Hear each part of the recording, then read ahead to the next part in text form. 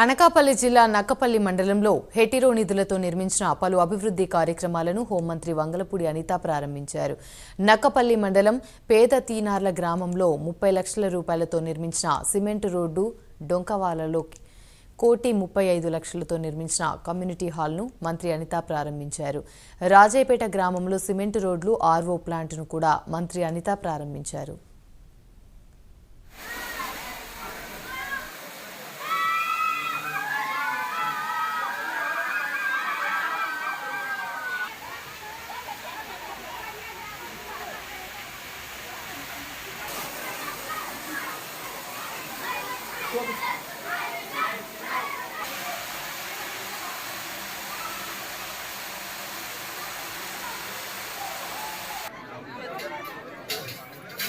బాగా వచ్చింది మేడం